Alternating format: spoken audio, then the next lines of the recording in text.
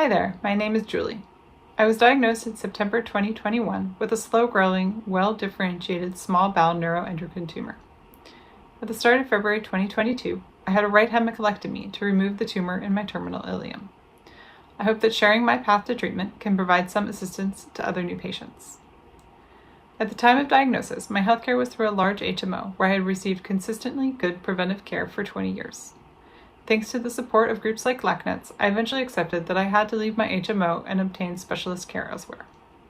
I'm very fortunate that our insurance open enrollment period was only a few months after my diagnosis, that my net is sufficiently slow growing that a few months would make no real difference in my care, and that there is a net specialist team within network at a local hospital. While I was reluctant to leave my regular physicians, this change was definitely the best option for me. My net story started when my primary tumor was found and biopsied during a colonoscopy. After my net diagnosis, I scheduled the earliest available gallium-68 dotatate PET CT scan at the scan location closest to my home. Then I learned that due to the short half-life of gallium-68 and potentially long travel times due to traffic, scan locations closer to the gallium-68 protection lab receive an additional daily delivery, and thus they have more available appointments. By calling around to those closer locations, I was able to schedule a scan 2 weeks earlier. While those 2 weeks were not long for my slow-growing tumor, for me, it was really helpful to not have the stress of an additional 2 weeks of waiting.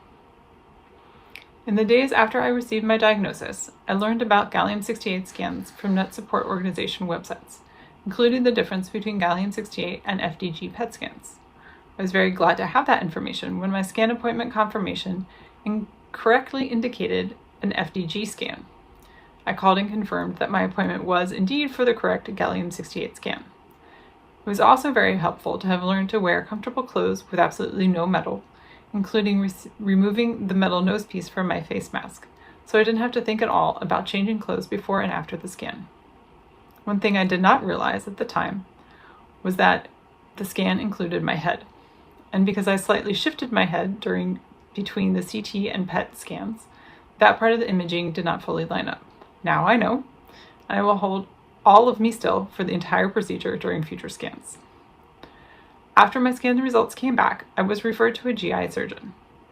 I arrived at that appointment prepared with my net vitals and having read a great deal of information about small bowel net care and surgical guidelines.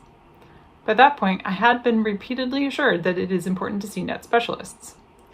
I came to understand this strong suggestion much better after that initial appointment. While he may be a wonderful surgeon for more common colon conditions and surgical procedures, the surgeon had little experience with nets, no inclination to consider anything beyond the HMO tumor board's plans, and would not accept that net specialist surgeons even exist. It was a very upsetting appointment that left me fearing for my future health. The good news was that my other care providers were all stepping up. My dietitian was able to quickly connect me with a wonderfully supportive oncology dietitian who worked hard to learn about nets.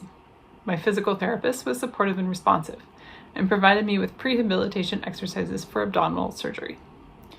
The HMO's oncology mindfulness and stress management courses were supportive and helpful. However, I had to reach out and arrange all of this myself, and the stress of trying to arrange actually good care for myself within the HMO was intense at that point. It often seemed as though the HMO was purposely introducing mistakes, difficulties, and setbacks into every single aspect of my net care. For so long, the general preventive medical care they provided was consistently good and ran smoothly, and I found the sudden difference shocking. After meeting with the HMO surgeon, I contacted the net specialist team at the local university hospital for a second opinion. The meeting went well, and the surgeon was more knowledgeable about nets than the HMO surgeon. However, I wasn't unsure about some of what we discussed. Disconcertingly, he did not plan to entirely follow the NANETS consensus guidelines. Talking with my support group, I realized that somehow I had been connected with a surgeon who was not actually a member of the net specialist team. But as I was still with my HMO, I was only slightly concerned at that time. By that point, I was fully convinced that the net care I would receive outside my HMO was far superior to the care I could hope to receive within the HMO. Leaving my regular doctors was disconcerting, but specialist net care now has to be my priority. We made the new insurance provider selection during open enrollment and then waited for the new insurance year to begin. When we received our new insurance information, I again reached out to the NET specialist team to arrange an appointment with the actual NET specialist surgeon, and learned I had inadvertently made a potentially significant error in arranging my new and improved NET care. The hospital does not usually allow patients to switch from one doctor to another within a specialty. That rule applies to both surgeons and oncologists. Because I had only met with the surgeon for an outside second opinion and had never truly been under his care, they did eventually agree to allow me to be seen by the NET specialist GI surgeon. That uncertainty, however, was a source of unwelcome stress and worry that hopefully you will be able to avoid. Once I had my initial appointment with the NET specialist surgeon, everything suddenly went amazingly smoothly. They scheduled my surgery within 2 weeks, just enough time to finish preparing for my hospital stay and my recovery at home. Communication with my surgeon's team is consistently fantastic, and the surgeon showed a great deal of care and support while I was in the hospital. 4 months later, they still provide immediate, high-quality assistance anytime I ask for their help with issues related to healing. While my path to being under the care of my NET surgeon and his fantastic team was stressful and anxiety-inducing, I was able to navigate it successfully thanks to the support of groups like LACNETS, and I now have confidence that I will have high-quality care that I can rely on for the rest of this journey.